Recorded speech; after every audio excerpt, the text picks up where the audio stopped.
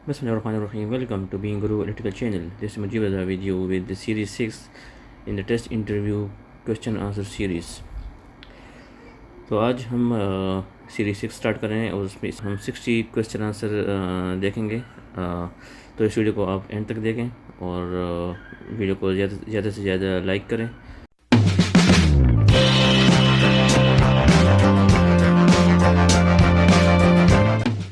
तो आइए स्टार्ट करते हैं।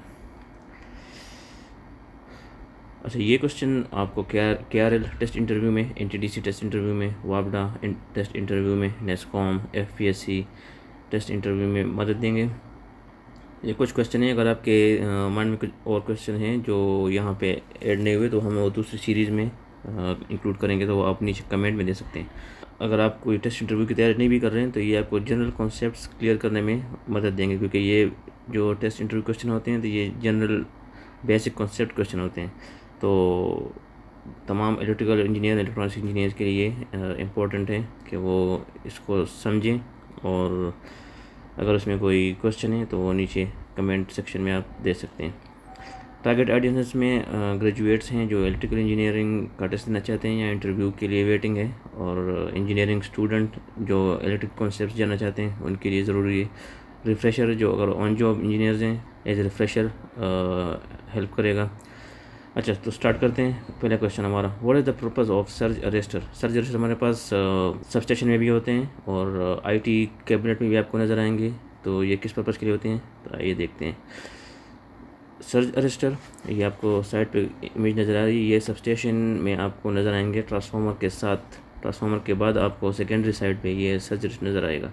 तो to limit the transient voltage bypassing surge current, ये क्या करता है कि जब इस पर हाई वोल्टेज सर्ज आता है या हाई वोल्टेज पीक आती है, इस पर लाइटिंग का भी हो सकता है और स्विचिंग का भी हो सकता है, तो उस कंडीशन में हाई वोल्टेज स्पाइक के लिए ये इसका रेजिस्टेंस कम हो जाती है और ये उस करंट को बाईपास कर देता है, तो वो लाइन में आगे फ्लो नहीं करती। Protect the equipment from lightning और स्विचिंग सर्जिस, जैसा कि हमने डिस्कस किया। Surge arrester are defined by IEEE standard in IEC standard. So ये दो स्टैंडर्ड है, C62.11 और 60099-4। ये दो स्टैंडर्ड हैं जो सर्ज अरेस्टर को डिफाइन करते हैं, जो सबस्टेशन में यूज़ होते हैं। दूसरा क्वेश्चन हमारे पास है, what is mean bye bundling of conductor in transmission lines. Bundling of conductor अगर हम देखें, हमारे पास आपने ट्रांसमिशन लाइन में इस तरह के डबल ट्विन कंडक्टर्स या 3 कंडक्टर्स या 4 कंडक्टर देखे होंगे। On high voltage transmission line, bundling of conductor is done in to increase the current carrying capacity of transmission lines. तो ये हमारे पास करंट कैरिंग कैपेसिटी को इंक्रीज़ करने के लिए होते हैं। अगर हमारे पास फॉर एग्जांपल 500 kV लाइन्स हैं, तो 500 kV लाइन में अगर हम एक कंडक्टर यूज़ करते हैं तो फॉर एग्जांपल हमारे पास 5 मेगावाट पावर ट्रांसमिट होती है। अगर हम 2 कंडक्टर लेते हैं तो 500 पे ही हमारे पास 10 मेगावाट एनर्जी ट्रांसफ़र हो रही होती है। अगर हम सेम 500 kV पे 3 कंडक्टर्स पे एनर्जी ट्रांसमिट करते हैं तो हमारे पास 15 मेगावाट एनर्जी ट्रांसमिट हो रही होती है। सेम अगर हम 4 कंडक्टर लेते हैं तो 500 kV 20 मेगावाट एनर्जी ट्रांसफ़र हो रही होती है। तो सेम वोल्टेज पे हमें बंडलिंग ऑफ कंडक्टर के ज़रिए हम ज़्यादा एनर्जी ट्रांसमिट कर सकते हैं। तो ये बंडलिंग ऑफ कंडक्टर का एडवांटेज है। नेक्स्ट हमारे पास है, what is mean by mesh earthing. Mesh earthing का कॉन्सेप्ट आपने इंडस्ट्रीज में भी देखा होगा और सबस्टेशन में मेनली मैश अर्थिंग होती है। हमारे पास होता है सबस्टेशन का, उसके अंडरग्राउंड अर्थ प्लेट्स होते हैं, और हमारे पास जो इक्विपमेंट्स हैं, जो हमारे पास मेटल पार्ट्स हैं या टावर्स हैं या ट्रांसफार्मर है, सर्किट ब्रेकर है, आइसोलेटर है, वो तमाम कनेक्ट होते हैं इसी अर्थ पिट के साथ। जिस तरह को नज़र आ रहा है ये अर्थ पिट के साथ कनेक्टेड है। तो ये एक मेश अर्थिंग बनाते हैं। ये पूरे स्विच यार्ड के नीचे एक मेश बिछा होता है, एक जाल सा बिछा होता है जो जिसमें सारे इक्विपमेंट, सारे मेटल पार्ट्स कनेक्ट होते हैं। So connecting all equipment, metal parts of substation yard to an underground earthing network is called mesh earthing. So ये हमारे पास मेश अर्थिंग का कॉन्सेप्ट है। नेक्स्ट हमारे पास है CVT। What is mean by CVT। CVT is similar to CT for measuring of current। ये क्या करती है, CT is coupling capacitor voltage transformer. ये अगर हमारे पास वोल्टेज 138 kV से अबव हो जाए तो उस केस में हमारे पास CVT होती है, CT रिप्लेस हो जाती है CVT से। तो ये हमारे पास high voltage above 138 kV use होती है, same as CT। Then on which transformer because relay can be installed. So अच्छा, बक रिले के इंस्टॉलेशन के हमारे पास 2 गाइडलाइंस हैं, एक रेटिंग पे डिपेंड करता है और एक टाइप ऑफ ट्रांसफार्मर पे डिपेंड करता है। अगर हमारे पास transformer above 630 kVA in some areas और some areas 750 kVA depending on the region, तो ये ट्रांसफार्मर हमारे पास इस रेटिंग के एबव ट्रांसफार्मर पे हमारे पास बकल रिले इंस्टॉल्ड होती है। नेक्स्ट अगर हम टाइप ऑफ ट्रांसफार्मर में जाएँ, हमारे पास एक हर्मेटिकली सील्ड होता है और एक कंजर्वेटर टाइप होता है। तो कंजर्वेटर टाइप ट्रांसफार्मर में हमारे पास बकल रिले इंस्टॉल होती है, क्योंकि ये बकल रिले इंस्टॉल होती है कंजर्वेटर और टैंक बॉडी के कनेक्टिंग पाइप है उसके सेंटर में होती है। इस तरह आपको इमेज में नज़र आ रहा है। तो बकल रिले इंस्टॉल होता है इन 2 टाइप ऑफ ट्रांसफार्मर में, एक रेटिंग के हिसाब से और एक ट्रांसफार्मर के टाइप के हिसाब से। नेक्स्ट अगर हम देखें, what conductor is use in overhead transmission line.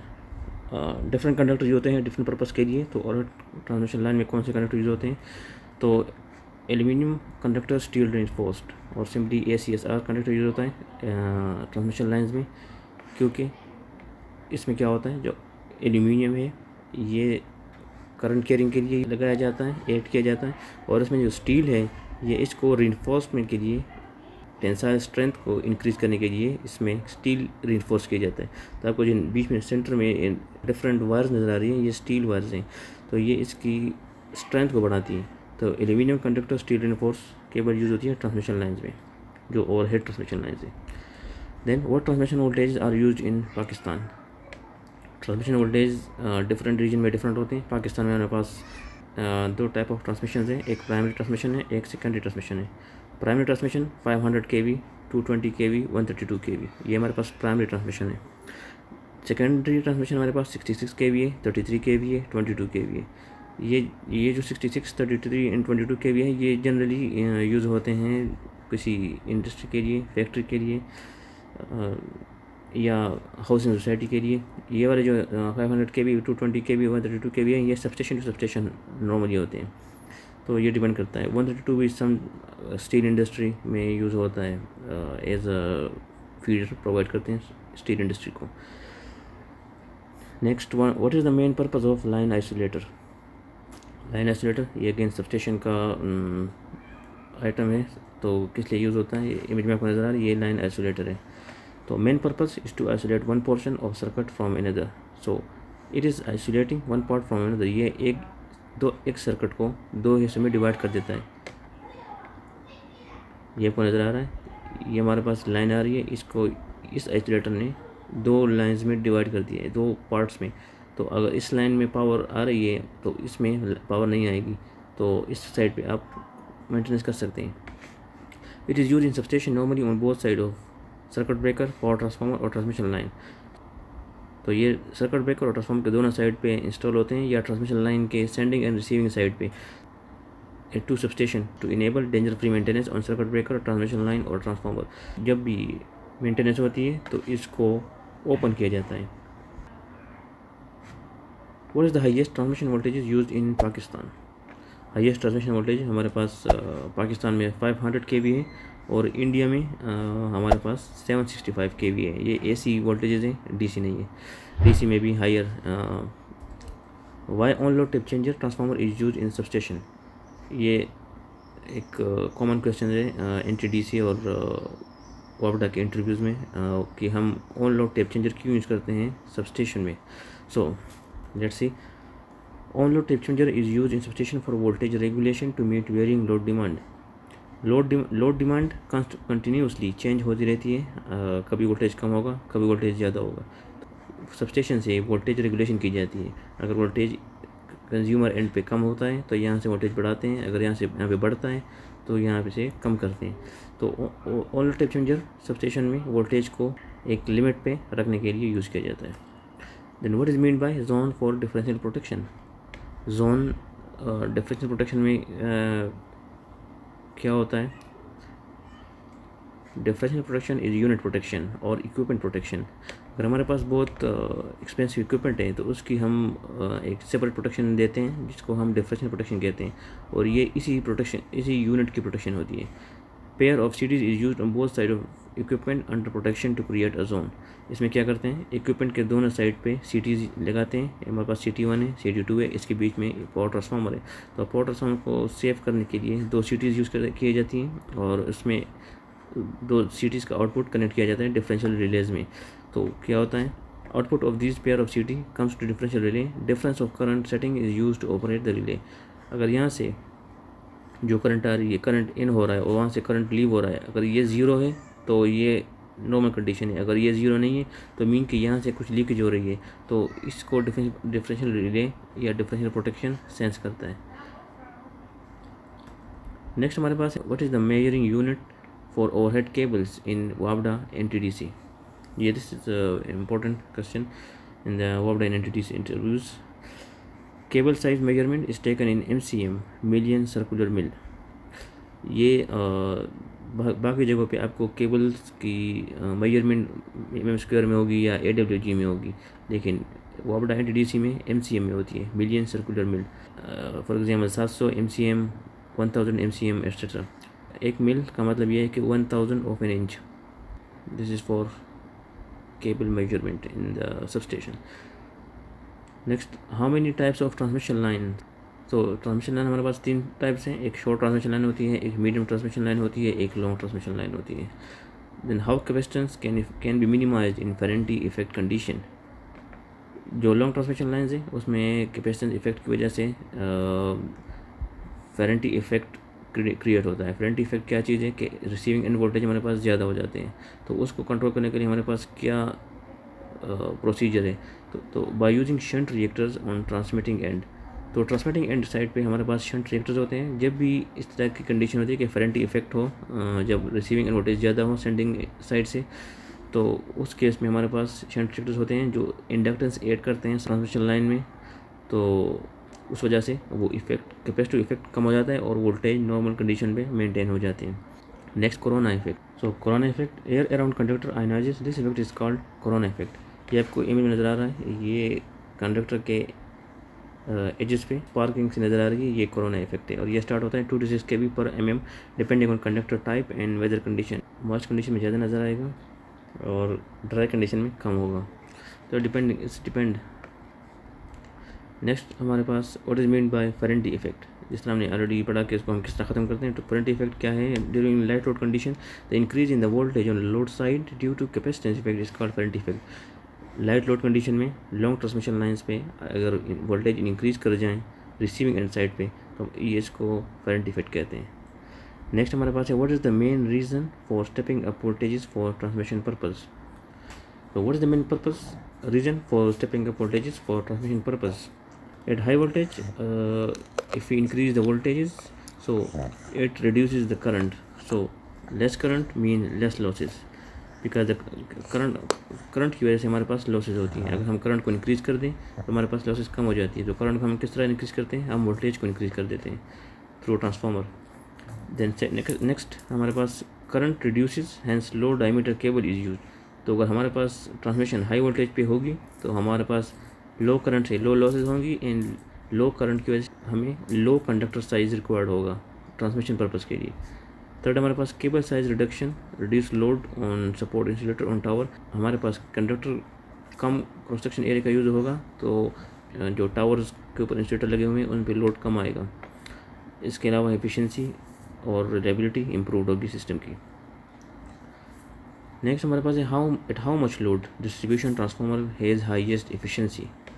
Distribution transformer है हमारे पास और एक पावर ट्रांसफार्मर है, तो डिस्ट्रीब्यूशन ट्रांसफार्मर की एफिशिएंसी किस पॉइंट पे हाई होगी, so near to 60 to 70% of full load. So transformer की efficiency 60 to 70% of full load पे हाईएस्ट होती है। इसको डिज़ाइन किया जाता है 60 to 70% of full load. Power transformer पे सबस्टेशन में आपको जो बड़े ट्रांसफार्मर होते हैं उन पे इस तरह की रेटिंग नज़र आएगी, 220/250/270 kVA या MVA। सो डिपेंड करता है ट्रांसफार्मर पे। तो देखते हैं, जिस तरह आपको ये ट्रांसफार्मर नज़र आ रहा है, फॉर एग्जांपल 7.5/10 MVA। तो इससे क्या मतलब है, 7.5 ये होगा ऑन एंड पे, oil natural air natural convection पे, और 10 MVA होगा इस पे जो एयर ब्लोअर्स लगे हैं, एयर कूलिंग आप इसको देंगे तो ये 10 MVA आपको आउटपुट देगा, क्योंकि जैसे ही आप इस पर लोड बढ़ाएंगे तो ये हीट अप होगा, तो उस हीट को रेडिएट करने के लिए आप इसको एयर ब्लोअर से कूल करेंगे। तो आते हैं अपने क्वेश्चन पे, 220 kVA 220/250/270 का क्या मतलब है। तो this rating refer to cooling of transformer. ये कूलिंग और ट्रांसफार्मर के लिए को रेफ़र करता है। अगर आपको लोड 220 kVA से लेस है तो आपको नेचुरल कूलिंग पे ये ट्रांसफार्मर प्रोवाइड करेगा 220 kVA तक पावर। अगर आपकी पावर रिक्वायरमेंट 220 से बढ़ती है, 250 kVA तक जाती है, तो उस केस में आपके एयर ब्लोअर्स ऑन होंगे, एयर कूलिंग आप उसको देंगे। इसके बाद अगर आपकी लोड और 270 kVA तक जाती है तो उसकी जो इंटरनल ऑयल है उसको फोर्स कूल करेंगे पंप्स के थ्रू, और एयर थ्रू एयर उसकी कूलिंग करेंगे। देन नेक्स्ट हमारे पास है how power factor is improved in electrical substation. Power factor improve किया जाता है इलेक्ट्रिकल सबस्टेशन में और पावर जनरेशन साइड में। तो सबस्टेशन में किस तरह इम्प्रूव किया जाता है, तो देखते हैं। In substation capacitor banks are used to improve power factor. Static capacitor banks होते हैं जो कनेक्ट होते हैं पैरेलल में। अगर हमारे पास पावर फैक्टर ड्रॉप होता है तो उसमें लाइन में ऐड करते हैं कैपेसिटेंस, तो वो कैपेसिटेंस इस तरह इम्प्रूव करते हैं by adding capacitor banks. What transformer rating in KVA। Transformer rating KVA में क्यों होती है? Transformer doesn't consume any kilowatt. Transformer क्योंकि लोड नहीं है, ट्रांसफार्मर किलोवाट यूज़ नहीं करता। Rather only change voltage in current levels. क्या करता है? सिर्फ वोल्टेज इन करंट लेवल को चेंज करता है, तो इसलिए वो कंज्यूम नहीं करता पावर। जबकि कंज्यूम नहीं करता तो हमारे पास लोड नहीं है, तो उसकी रेटिंग हम किलो वोल्ट एम्पेयर में लेते हैं। वो क्या करता है कि वोल्ट एम्पेयर को सिर्फ चेंज करता है। नेक्स्ट हमारे पास है what is AAA conductor, where it is used. जिस तरह हमने AC सर कंडक्टर पढ़ा, ट्रांसमिशन लाइन में यूज़ होता है, तो AAA कंडक्टर भी एक टाइप ऑफ कंडक्टर है। ये हम कहाँ यूज़ करते हैं? ये नॉर्मली मोस्ट आस्किंग क्वेश्चन है द NTDC और वापडा इंटरव्यूज़ में। तो AAA conductor, AAC conductor is all aluminium alloy conductor, this is abbreviation. ये आपको इस फॉर्म में नज़र आएगा। It is use in jumper connection eight substation for interconnection. जिस तरह ACSR यूज़ होता है और हेड ट्रांसमिशन लाइंस में, तो AAC कंडक्टर यूज़ होता है सबस्टेशन के अंदर। जंपर्स यूज़ होते हैं like from isolator to CT, from CT to power transformer, from power transformer to again surge arrester to CT, like this. ये सारे जो इंटरकनेक्शन हैं इक्विपमेंट टू इक्विपमेंट, ये किए जाते हैं AAC कंडक्टर से। नेक्स्ट हमारे पास है what is ACSR, where it is used. ACSR हमने अभी पढ़ा था। ACSR is aluminium conductor steel reinforced, it is used in overhead transmission lines. What is mean by anti pumping in circuit breaker. Anti pumping एक function है circuit breaker का। Anti pumping prevent repeated function of closing command. जिस तरह एक circuit breaker पे एक command आता है क्लोजिंग कमांड, तो उसकी रिपीटिशन को बाईपास करने के लिए एंटी पंपिंग रिले यूज़ की जाती है। If the breaker is already closed, for this anti pumping relay और anti pumping contactor is used. तो जब क्लोजिंग कमांड आता है तो कॉन्टेक्टर ऑपरेट होता है या एंटी पंपिंग रिले ऑपरेट होती है, तो उस केस में क्या होता है, रिपीटेड क्लोजिंग कमांड आएंगे तो वो प्रिवेंट करेगा ये एंटी पंपिंग रिले और एंटी पंपिंग कॉन्टेक्टर। नेक्स्ट हमारे पास है why VCB is use in transmission lines instead of ACB। तो लेट्स सी, ये हमारे पास VCB है, ये वैक्यूम चैम्बर है जो सेंटर में नज़र आ रहा है। ये अपर कॉन्टैक्ट और लोअर कॉन्टैक्ट को मेक ब्रेक करते हैं। इस मेक ब्रेक जो हमारे पास कॉन्टैक्ट होती है तो इसमें होती है वैक्यूम चैम्बर में। VCB has fast arc quenching and recovery properties as compare to ACB। VCB is use in HT and ACB is use in LT। तो VCB ट्रांसमिशन लाइन में हम क्यों यूज़ करते हैं, ACB को क्यों यूज़ नहीं करते? क्योंकि VCB की आर्क क्वेंचिंग रिकवरी और प्रॉपर्टीज़ बहुत ज़्यादा फास्ट हैं as compare to ACB। ACB हम यूज़ करते हैं LT पे और VCB यूज़ करते हैं HT पे। 11 kV तक हम वैक्यूम यूज़ करते हैं, और जो नॉर्मल हमारे पास 415 वोल्ट्स हैं उसमें हम ACB यूज़ करते हैं। नेक्स्ट हमारे पास है what is SF6 circuit breaker. Circuit breaker using SF6 gauge is arc quenching medium is called SF6 circuit breaker used at EHV and UHV levels। SF6 circuit breaker आपको NTDC के substation में और वापडा के substation में frequently मिलेंगे। तो ये use होते हैं very high voltage and ultra high voltage level. और इसमें डिफरेंस क्या है कि ये SF6 क्या चीज़ है? SF6 इसमें एक आर्क क्वेंचिंग मीडियम यूज़ होता है। जिस तरह VCB में वैक्यूम होता है, इस तरह SF6 सर्किट ब्रेकर में SF6 आर्क क्वेंचिंग मीडियम होता है। नेक्स्ट हमारे पास है why delta star transformer are used for domestic load. Domestic load के लिए आपने देखा होगा हमारे पास डेल्टा स्टार ट्रांसफार्मर यूज़ होता है जो पोल माउंटेड होता है। तो उसका यूज़ करने का क्या मकसद है? Delta to star transformer are used at domestic consumer and to supply neutral for single phase load, क्योंकि हमारे पास डोमेस्टिक लोड में सिंगल फेज लोड ज़्यादा होता है, तो उसको न्यूट्रल प्रोवाइड करने के लिए हम delta to star transformer use करते हैं। तो इस टाइप ऑफ ट्रांसफार्मर का क्या होता है, इनपुट 3 बार्स इनपुट होती हैं जो डेल्टा होती है, और आउट हमारे पास 4 होती हैं, ये 1 2 3 4 जिस तरह इमेज में नज़र आ रहा है। तो ये हमारे पास डेल्टा स्टार ट्रांसफार्मर के इनपुट और आउटपुट हैं, 3 इनपुट होती हैं और 4 आउटपुट होती हैं, इसमें चौथा न्यूट्रल होता है। तो इसका मकसद क्या है कि डोमेस्टिक कंज्यूमर के लिए न्यूट्रल प्रोवाइड करना। नेक्स्ट हमारे पास है what are the advantages of star delta starter with induction motor. Star delta starter हम क्यों यूज़ करते हैं इंडक्शन मोटर में, तो इसके कुछ एडवांटेजेस हैं। ये क्या करता है, स्टार्टिंग करंट को रिड्यूस करता है कि जिस तरह जैसे ही मोटर की रेटिंग बढ़ती है तो उसका स्टार्टिंग करंट इंक्रीज करता है, जो लोड डालता है पीछे इक्विपमेंट पे, ब्रेकर्स पे, केबल्स पे। तो स्टार डेल्टा स्टार्टर यूज़ करने से इसका स्टार्टिंग करंट रिड्यूस हो जाता है। Second, to minimise voltage drop is result of starting current. जो स्टार्टिंग करंट है मोटर का, जो बैक एंड पे हमारे पास ब्रेकर्स और केबल्स हैं, उसमें वोल्टेज ड्रॉप को कम करता है, क्योंकि high starting current high voltage drop. Cost of starter is economical, इसकी कॉस्ट भी इकोनॉमिकल होती है, इतना महंगा नहीं है बनस्बत हमारे पास दूसरे स्टार्टर के, सॉफ्ट स्टार्टर और बाकी जो हमारे पास है auto transformer. Torque to current performance is good compare to DO value, so इसलिए हम स्टार डेल्टा स्टार्टर प्रेफर करते हैं। ये कुछ एडवांटेजेस हैं जो कि क्यों हम स्टार डेल्टा स्टार्टर यूज़ करते हैं इंडक्शन मोटर पे। Then why transformer has no power factor. Transformer का पावर फैक्टर क्यों नहीं होता, अगर आप ट्रांसफार्मर का नेम प्लेट देखें उसमें आपको पावर फैक्टर नज़र नहीं आएगा। सो इसकी क्या वजह है, transformer is not consuming kilowatt, only changing voltage in current level, so has no power factor. Power factor उस चीज़ का होता है जो लोड है या जो पावर कंज्यूम करता है। तो कुछ लोड में क्या होता है, जो हमारे पास लोड्स होती हैं उसमें हम देखते हैं कि किलोवाट कितने कंज्यूम हो रहे हैं और केवीआर कितने सिस्टम से ले रहा है। तो उसकी तो केवीए में कितने किलोवाट ले रहा है, कितने केवीआर कंज्यूम ड्रॉ कर रहा है, तो उस लोड का पावर फैक्टर होता है। क्योंकि ये किलोवाट कंज्यूम नहीं करता, तो इसलिए ट्रांसफार्मर का पावर फैक्टर नहीं होता।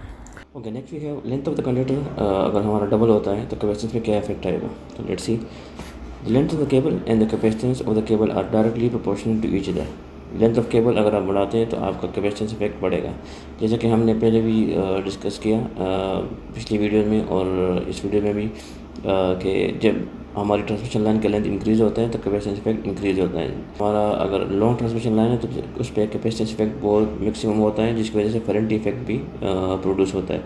तो hence if the length has get double, the capacitance will also be doubled. So next we have what should be the minimum depth of the cable trench to duct for laying of 11 kV cable।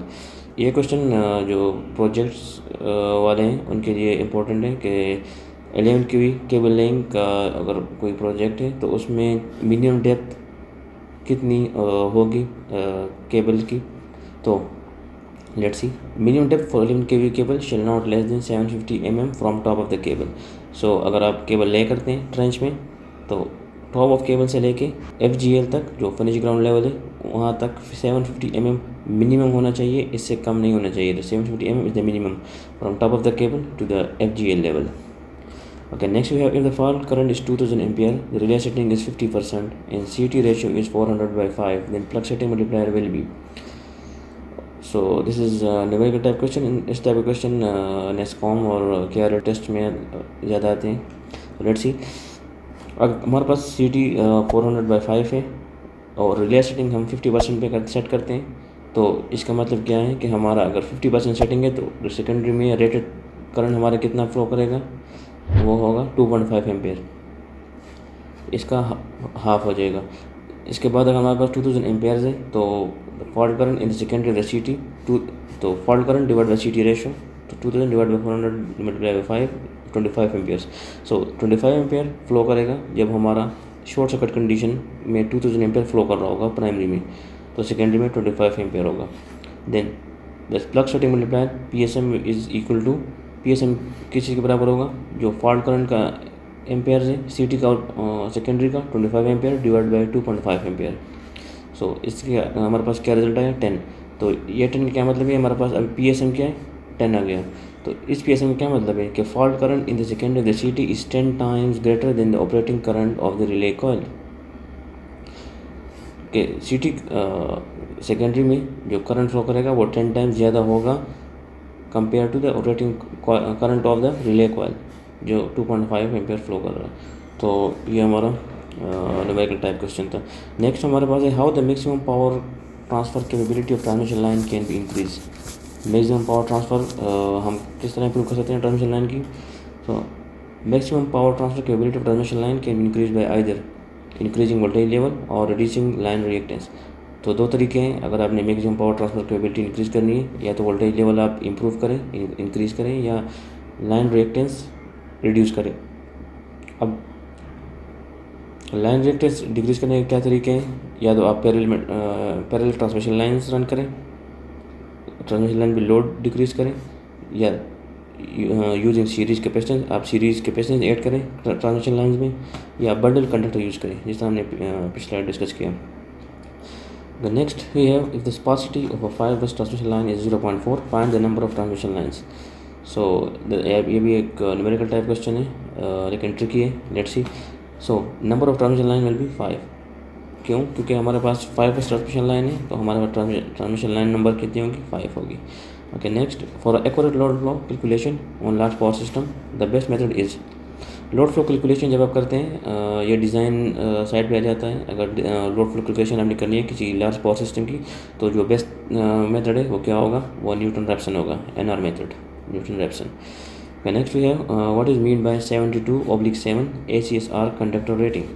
Conductor जब आप देखेंगे ACSR का उसकी rating आपको इस तरह में नज़र आएगी, 72/7, 32/6, इस तरह आपको उसमें उसकी रेटिंग देंगे ACSR कंडक्टर की। तो इसका क्या मतलब है? सो 72/7 इसका मतलब क्या है कि इसमें 72 एल्यूमिनियम के स्ट्रैंड्स हैं और 7 स्टील के स्ट्रैंड्स हैं। So this refer to the aluminium and steel strands in the ACSR conductor. Okay, next we have, if power line and telecommunication line are running close to each other, how interface can be minimized? To reduce this radio interface in the telecommunication line, either power line or both power and telecommunication line are transposed as regular interval of the transmission line. जैसे कि आपको transmission line नज़र आ रहा है A B C, तो इसको transpose कर देते हैं। ये आपको नज़र आ रहा है A को इस साइड पे लेके आ गए, C को सेंटर में ले गए, तो इसको ट्रांसपोजिशन कहते हैं। तो ये आप पावर में भी कर सकते हैं, टेलीकम्युनिकेशन लाइन में भी कर सकते हैं। तो इससे हम जो हमारा इंटरफेरेंस है उसको हम रिड्यूस कर सकते हैं। Okay, next, what is skin effect? So accumulation of current on the surface of the conductor is called skin effect. Skin effect क्या चीज़ है? AC करंट हमें पता है कि फ्लो करता है सरफेस ऑफ कंडक्टर पे। तो स्किन इफेक्ट क्या है? स्किन इफेक्ट वो इफेक्ट है जिसमें हमारा करंट मैक्सिमम डेंसिटी होती है सरफेस पे। इसी वजह से अगर आप लेटेस्ट सबस्टेशन है उसमें कंडक्टर यूज़ नहीं करते, उसमें एल्यूमिनियम पाइप यूज़ करते हैं, क्योंकि जो सेंटर पार्ट है उसमें करंट फ्लो नहीं करता, सरफेस पे सारा करंट फ्लो करता है। तो उस वजह से अभी ट्यूब्स यूज़ करते हैं एल्यूमिनियम के as a conductor. So this is called skin effect. What is proximity effect? ये भी एक ट्रांसमिशन लाइन का इफेक्ट है। Proximity effect occurs due to the current in the mutual conductor. अच्छा, प्रॉक्सिमिटी इफेक्ट हमारे पास जो अंडरग्राउंड के केबल्स में स्पेस कम होगा, प्रॉक्सिमिटी इफेक्ट ज़्यादा होगा। तो इसी वजह से हाँ, जो ओवरहेड ट्रांसमिशन लाइन है उसमें प्रॉक्सिमिटी इफेक्ट कम होता है। अंडरग्राउंड केबलिंग सिस्टम में प्रॉक्सिमिटी इफेक्ट ज़्यादा होता है क्योंकि केबल करीब करीब होती है। Proximity effect is more in case of power cables जो अंडरग्राउंड होती हैं, because the distance between the conductor is small, distance उसमें कम होता है। This effect is negligible in case of overhead transmission line because the distance between the conductor is larger. तो अगर हम देखें, अगर डायरेक्ट ये डिपेंड करता है डायरेक्शन ऑफ करंट पे। अगर डायरेक्शन ऑफ करंट आपकी सेम है, क्लॉकवाइज है दोनों की, तो आपका जो करंट डेंसिटी है तो वो अवे होगी, दोनों करंट की एक दूसरे से अवे जाएगी। जिस तरह आपको नज़र आ रहा है ये रेड जो है ये करंट डेंसिटी की ओरिएंटेशन है। सेम अगर आपकी अपोजिट करंट फ्लो कर रहा है, एक केबल में क्लॉकवाइज है, एक में एंटी क्लॉकवाइज है, तो आपकी करंट डेंसिटी इस तरह की होगी, ये टूवर्ड्स ये अट्रैक्ट करेगी एक दूसरे को। तो आउटसाइड में करंट मिनिमम होगा, इनसाइड पे करंट मैक्सिमम होगा। तो this is called proximity effect. Next we have the presence of earth wire in case of overhead transmission line. जैसे कि हमें पता है ट्रांसमिशन लाइंस में हमारे पास रेड, येलो, ब्लू फेजेस होते हैं, लेकिन टॉप पे एक अर्थ वायर चल रहा होता है। तो ये टॉप वायर, अर्थ वायर क्या किस लिए होता है? अगर हमारे पास थंडरस्टॉर्म कंडीशन हो, लाइटनिंग स्ट्राइक की कंडीशन आती है, तो ये जो अर्थ वायर है ये एट ईच इंटरवल ये अर्थ हुई होती है। सो अगर हमारे पास लाइटनिंग स्ट्राइक आती है ऊपर से आसमान से, तो ये उसको कैप्चर करके अर्थ कर देता है, तो हमारे कंडक्टर पे वो ट्रांजिएंट स्पाइक नहीं आता। तो इसका ये मकसद है। Then next we have in transmission line the term self GMD is use to calculate. ये भी एक डिज़ाइन डिपार्टमेंट जो है उनको पता है। ट्रांसमिशन लाइन की जब कैलकुलेशन होती है तो सेल्फ GMD कैलकुलेट करते हैं। तो उससे क्या मकसद होता है? GMD referred as mutual geometric mean distance and the term itself is used to calculate inductance of the transmission line. So self GMD से हम क्या करते हैं? सेल्फ इंडक्टेंस कैलकुलेट करते हैं ट्रांसमिशन लाइन की। Okay, next we have if we increase the spacing between the phase conductor, the line capacitance पे क्या इफेक्ट आएगा? So let's see. If we increase the spacing between the phase conductor, the line capacitance will decrease. So जैसा कि हम जानते हैं capacitance depend करती है spacing between the plate of the capacitor. So हमारे जो कंडक्टर हैं वो भी प्लेट ऑफ द कैपेसिटर के, तो हम ट्रांसमिशन लाइन में अगर फेज कंडक्टर में स्पेस इंक्रीज करेंगे तो कैपेसिटेंस डिक्रीज होगी, अगर स्पेस इंक्रीज करेंगे तो कैपेसिटेंस डिक्रीज होगी, अगर स्पेस कम करेंगे तो कैपेसिटेंस इंक्रीज होगी। ये इनवर्स प्रोपोर्शनलिटी है इसमें। The next we have zero voltage regulation is possible only for. So zero voltage regulation किस कंडीशन में पॉसिबल है? जब हमारे पास लीडिंग पावर फैक्टर होगा। Leading power factor mean capacitive load होगा। Then next we have how much frequency tolerance is set in Pakistan at generating station। कितनी frequency tolerance, क्योंकि हमारे पास फ्रिक्वेंसी हमें पता है कि 50 हर्ट्ज़ है, लेकिन 50 हर्ट्ज़ मेंटेन करना एट फिक्स पॉइंट बहुत मुश्किल है। इसमें टॉलरेंस भी होती है। तो लेट्स सी हमें टॉलरेंस कितनी टॉलरेंस होती है।